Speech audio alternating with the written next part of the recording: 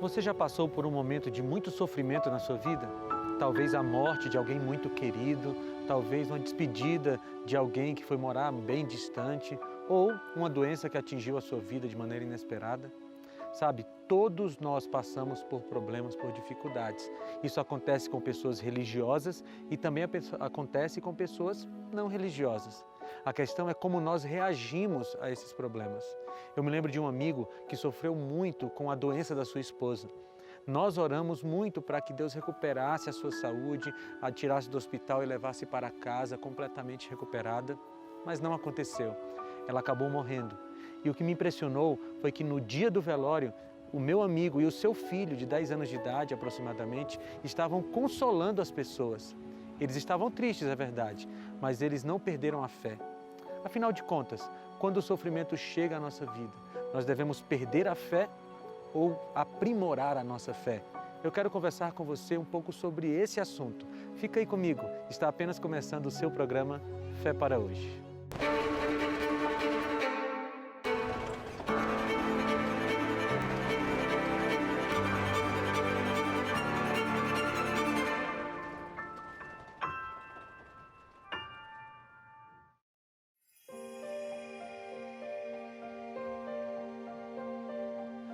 Você já ouviu falar de Viktor Frankl? Ele foi um psiquiatra austríaco que nasceu em 1905, viveu até 1997. Ele desenvolveu muitas pesquisas nessa área da psiquiatria, da psicologia, e os seus livros, os seus trabalhos científicos contribuíram muito para o avanço dessa área do conhecimento. Mas o que mais me impressiona na vida desse homem é que toda a sua fé em Deus foi desenvolvida dentro de um ambiente muito difícil. A sua fé em Deus se aprofundou dentro de um campo de concentração. A história dele é bastante interessante. Em 1938, os nazistas fizeram a anexação político-militar da Áustria e a família de Viktor Frankl, que era judia, passou a correr sérios riscos. Ele já era um psiquiatra respeitado em seu país e tinha a oportunidade de sair daquele lugar e ir morar em outro país onde sua vida não estivesse sendo ameaçada.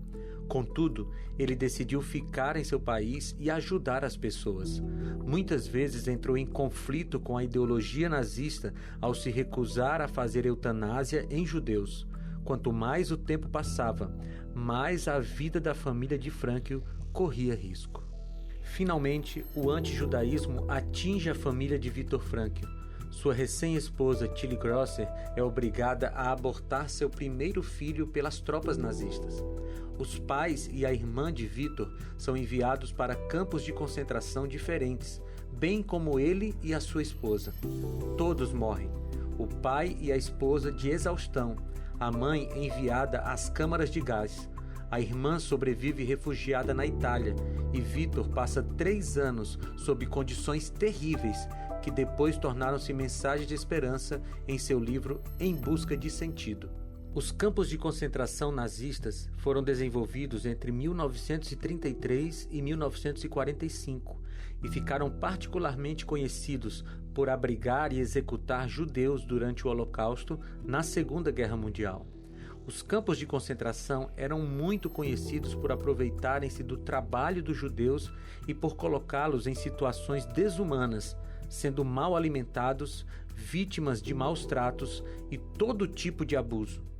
Dos campos de concentração, destacam-se os campos de extermínio construídos na Polônia, que executavam os judeus nas câmaras de gás de monóxido de carbono ou de Zyklon B.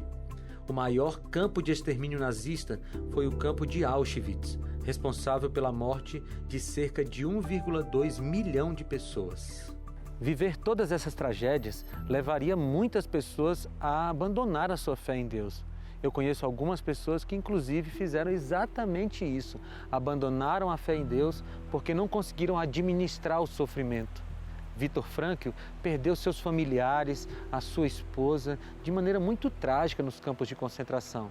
Mesmo assim, ele afirma que a sua fé em Deus ficou mais profunda depois desse período. Não foi só ele.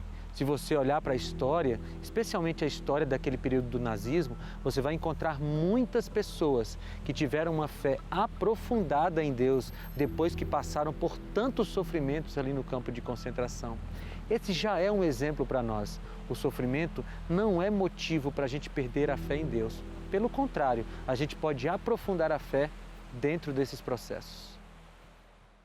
De Gênesis a Apocalipse, podemos encontrar vários exemplos de pessoas que mantiveram a sua fé no meio da adversidade. Aliás, essa é uma característica daqueles que entenderam a verdadeira fé em Deus. Como exemplo, nós podemos falar de Jó, o grande patriarca. Mesmo perdendo toda a sua família, todos os seus bens e a sua saúde, ele não apenas manteve a sua fé, mas como a aprofundou. Outro exemplo é o profeta Daniel. Mesmo fazendo tudo certo, sendo fiel a Deus, a adversidade chegou. Ele foi jogado na cova dos leões, foi perseguido pelos seus companheiros de trabalho, mas mesmo assim, a sua fé não se abalou. Pelo contrário, se aprofundou. No Novo Testamento, também encontramos vários exemplos. Um deles é o apóstolo Paulo. Ele foi açoitado, foi preso, foi apedrejado, participou de naufrágios, teve perigos diversos na sua vida. Porém, a sua fé não foi abalada. Pelo contrário, ele teve uma fé cada vez mais forte, a ponto de dizer que a sua vida não tinha valor senão se estivesse próxima a Cristo. Esses são apenas alguns exemplos de pessoas que se aprofundaram no meio da adversidade. E nesse programa nós vamos ver outro exemplo.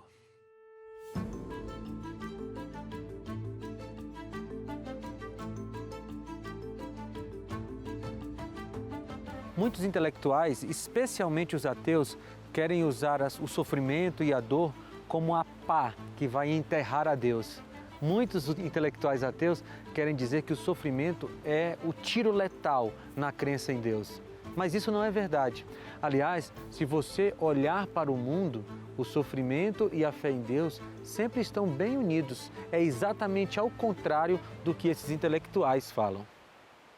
É interessante observar que os países onde as pessoas mais sofrem são aqueles onde a fé em Deus está mais viva, o que faz contraste com países cuja qualidade de vida é muito alta e o índice de ateísmo também.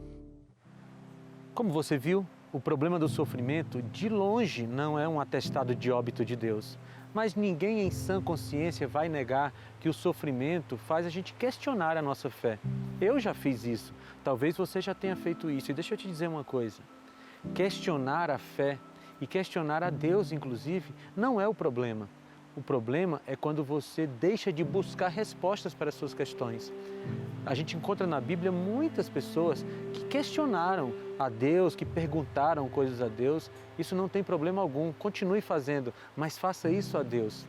Eu quero conversar com você sobre o exemplo de um jovem que sofreu muito na vida, talvez até questionou a Deus em sua mente, mas manteve uma fé firme. Fica aí comigo. José morava numa cidade muito corrompida. Ali, as pessoas não tinham respeito pelo casamento, não se sentiam mal em adorar a vários deuses ao mesmo tempo e nem queriam saber da palavra de Deus. Era comum José andar pelas ruas do bairro em que morava e ver pessoas se prostituindo à luz do dia.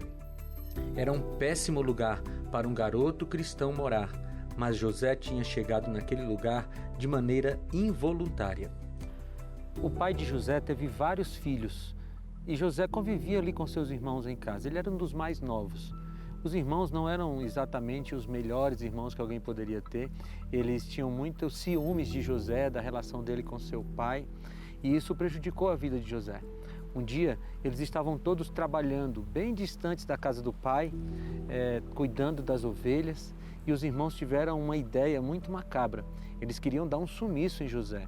Inicialmente, eles queriam matar o irmão, mas um dos mais velhos disse assim, não, vamos vendê-lo para um país distante. É isso mesmo, os irmãos de José venderam seu próprio irmão e ele foi morar em outro país, distante da sua casa, com outra cultura, vivendo numa situação de escravo. Imagina, José, que era o filhinho do papai, agora vivendo como um escravo.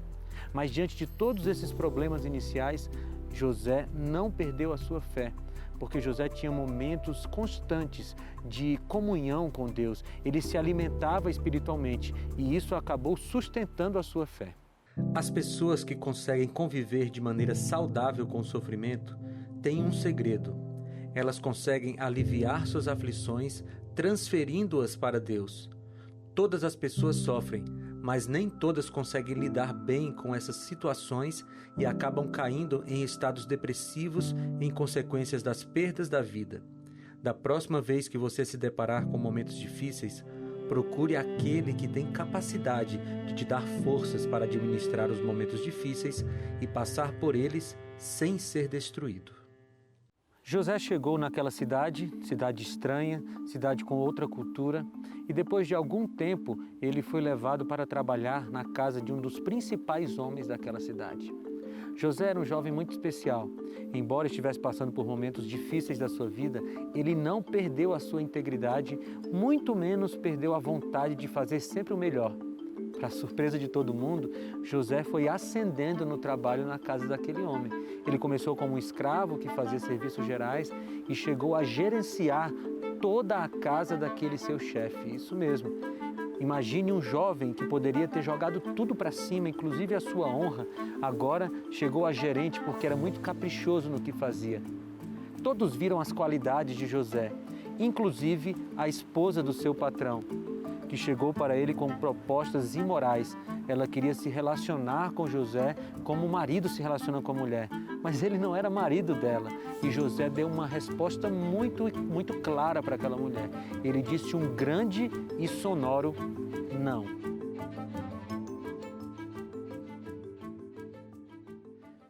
Até agora eu tentei parafrasear a história de José, que está registrada na Bíblia, para você.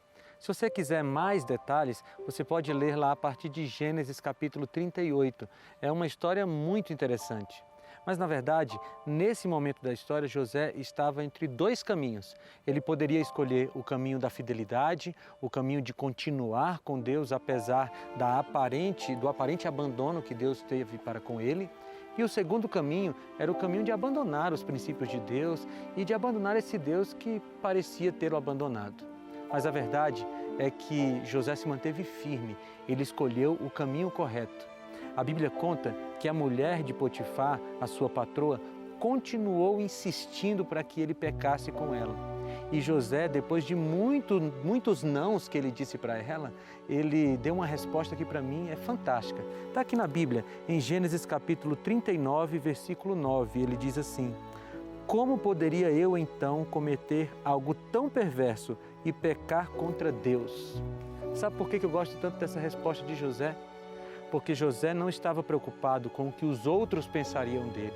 José estava preocupado com o que Deus pensaria dele. E esse é um grande exemplo para nós.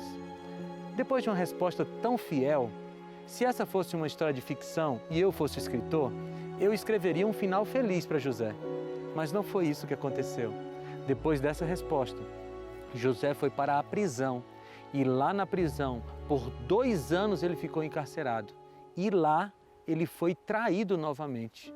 Acredita? Não existe, queridos, garantia de vida boa para quem é fiel a Deus. Existe garantia de companhia constante do nosso Senhor. Essa é uma realidade bíblica. Qualquer líder religioso que prometer vida fácil como resultado de fidelidade estará prometendo algo não bíblico. Em nenhum lugar das Escrituras você encontrará a promessa de que a sua vida será um mar de rosas se você for fiel a Deus. O que você vai encontrar é promessa da presença constante do Senhor com aqueles que são fiéis a Ele. Vamos recapitular um pouco a história de José? Ele era o filho queridinho do papai, vivia cercado dos cuidados do seu pai, com seus irmãos, mas foi traído pelos seus irmãos, foi vendido para o Egito, de filhinho querido do papai virou escravo, foi morar e trabalhar como um escravo, foi para a casa de Potifar, teve aquele momento em que ele foi fiel e foi para a prisão, e lá na prisão ele também foi traído. Veja, traído pelos irmãos, traído pelo seu patrão, traído pelos seus companheiros de cela. Por cerca de 20 anos, tudo o que aconteceu na vida de José foi derrota. E aí eu te pergunto, isso não seria motivo suficiente para alguém abandonar a Deus? Tanto tempo aparentemente desamparado? Na vida de José, a resposta a essa pergunta é um sonoro não.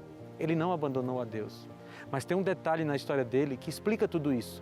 Se você ler o relato bíblico, você vai encontrar várias vezes a frase: o Senhor era com José.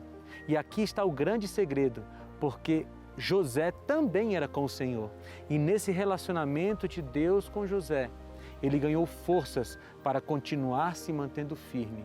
José é um grande exemplo para mim e para você, porque no meio da adversidade, ele manteve a sua fé intacta.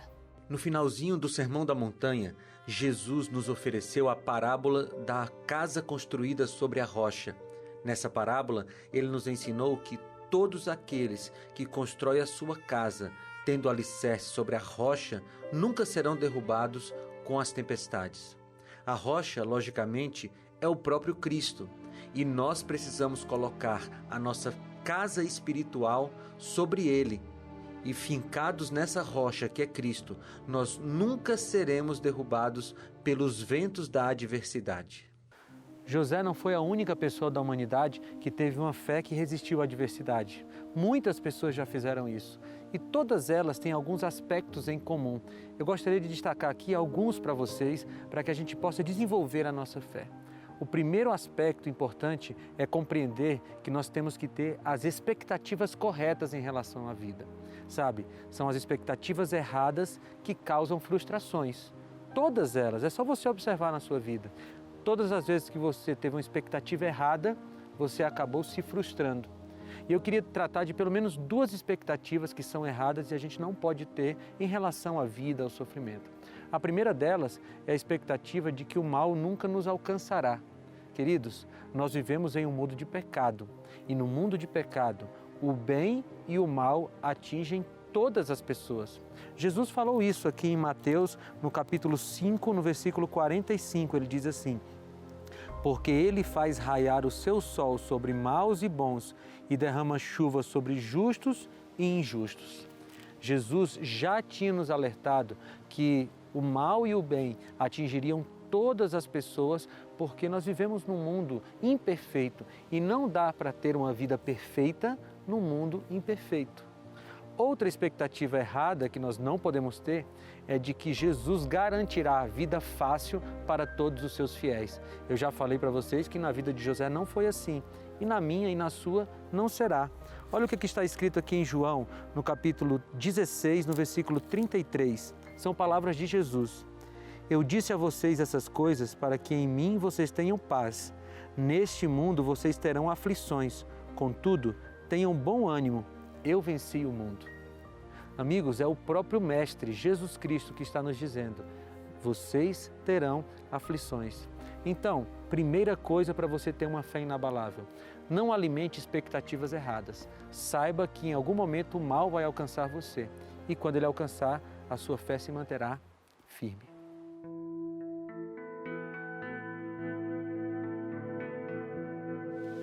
O segundo aspecto de uma vida que não perde a fé no meio da adversidade é compreender que Deus nunca nos abandona. Ele prometeu isso. Olha o que está escrito em Isaías 49, versículo 15. Haverá mãe que possa esquecer seu bebê que ainda mama e não ter compaixão do filho que gerou? Embora ela possa esquecê-lo, eu não me esquecerei de você. Essa é uma promessa de Deus para nós.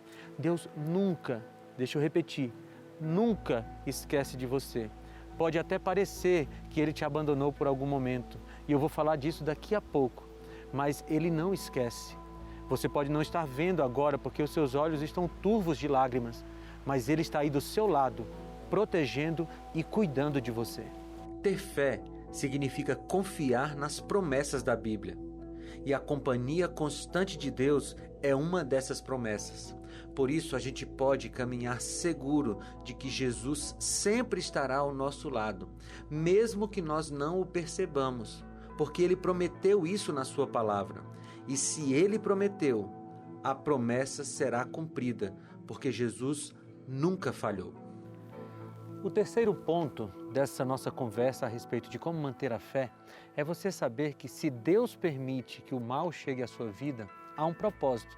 Não é Ele quem envia o mal, mas se Ele permitiu, então Ele quer fazer alguma coisa com esse mal, ou Ele quer usar esse mal para ensinar alguma coisa para nós.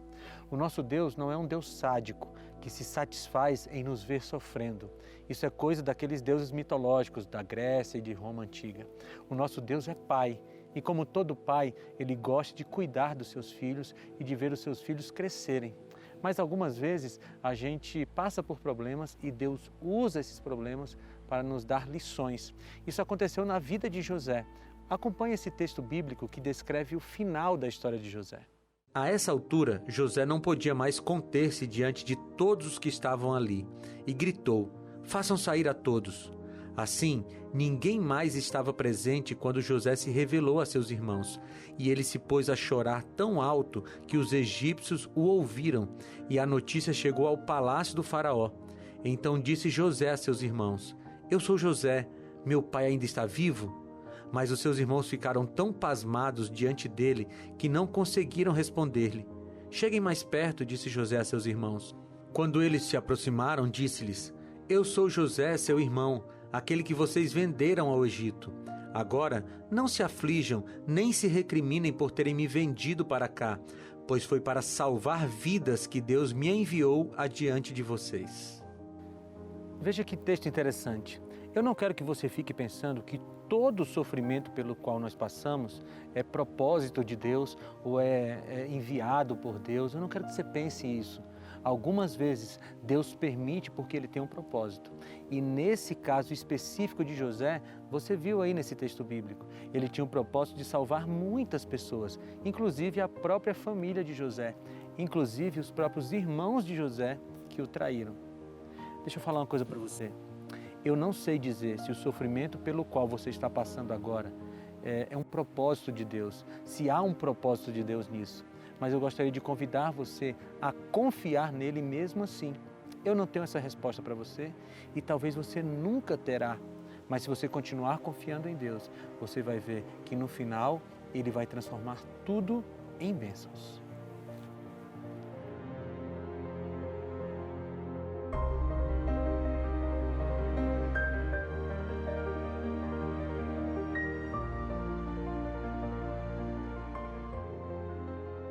O quarto aspecto de uma fé inabalável é a consciência de que Deus pode transformar maldições em bênçãos. Ele é especialista nisso.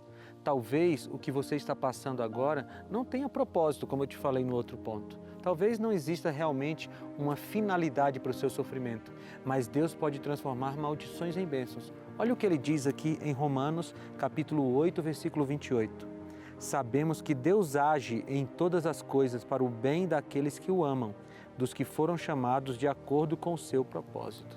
Que coisa interessante, né? Esse versículo é bem claro. Ele diz que Deus não enviou o mal, mas Deus age no mal e transforma aquilo em bênçãos. Só que tem um detalhe aqui.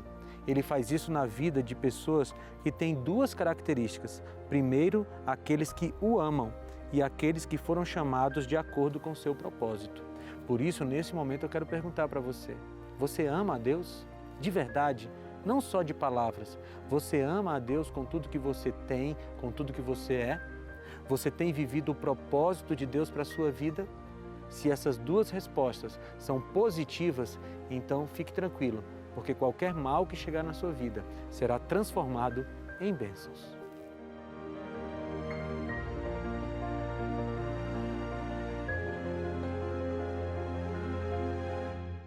Eu quero caminhar para o final dessa nossa conversa, voltando para a figura de Viktor Frankl. Lembra dele? O austríaco psiquiatra.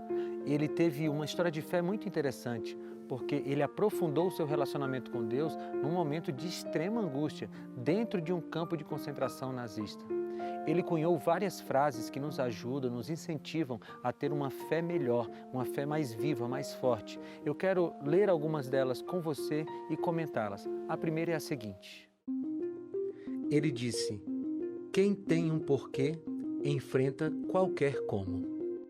Ou seja, se nós tivermos uma razão forte para termos fé, nós conseguiremos enfrentar qualquer situação. O nosso grande porquê é Deus e por causa dele nós passaremos por todos os problemas sem perder a fé. Outra frase de Frankl é a seguinte: quando a circunstância é boa, devemos desfrutá-la. Quando não é favorável, devemos transformá-la. E quando não pode ser transformada, devemos transformar a nós mesmos. Frankl nos ajuda a entender que precisamos ter a atitude certa em relação às situações. Se a situação pela qual você passa tem solução, busque. Se a situação pela qual você passa não tem solução, então aprenda a conviver.